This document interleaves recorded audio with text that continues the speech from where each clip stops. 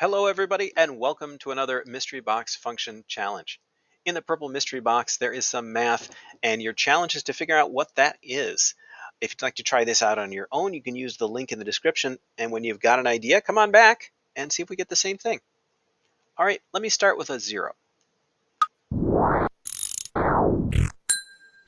Okay, 0 is 0.5. How about a 1? 0, okay. How about a 2? So 2 is infinity, and those are the kind of errors we get most often with rational functions, so we'll just jot that up there. Let's go on. How about a 3? Oops. 3? Oh, we're way up there already, huh? How about a 4?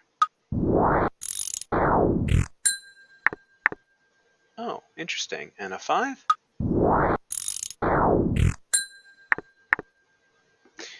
Oh, and a 6?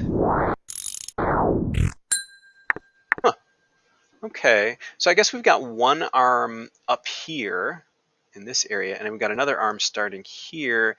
It looks like we might have a diagonal asymptote. Actually, we know we have an asymptote where we got that infinity error, so at 2.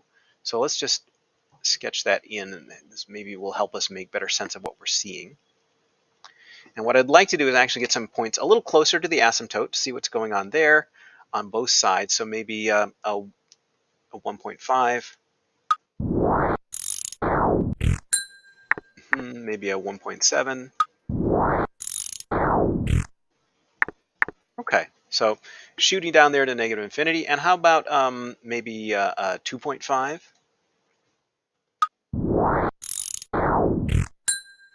And that's just off the graph. I'm just going to sketch that one in since I think we have the room for it. So let's put that 10.5 is right about here.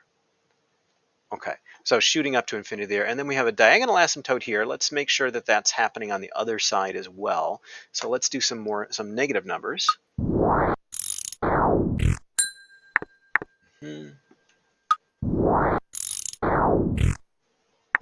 Right, and let's go a little further out.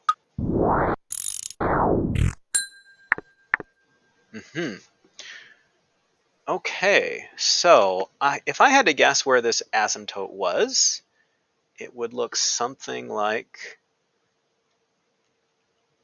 that.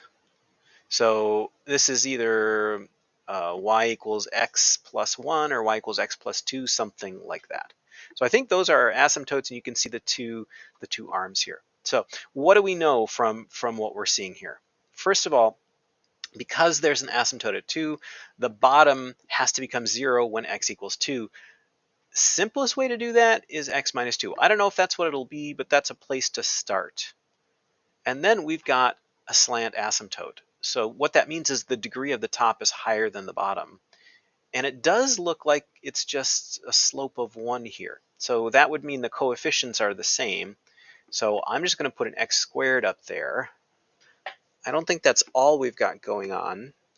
So if we put in, let's say, a 0 there, that should just be 0, but it's not. If we put in a 1 there, that'd be 1 over negative 1, but we've got 0. Oh, so at 1, we get 0, so we'd want to make the top 0.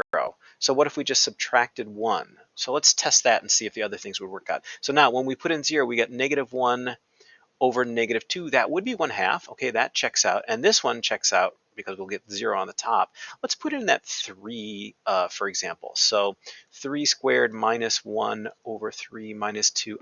So that's going to be 9 minus 1, or 8, over 3 minus 2 is 1. That's 8. You know, I think we got it. I'm going to go ahead and check. Yeah, there it is, x squared minus 1 over x minus 2, and we can graph that as well. Yeah, those two beautiful, sharply turning arms with the slant asymptote. Well, how did that go for you? I don't think that was an easy one. Let me know. Thanks, everybody.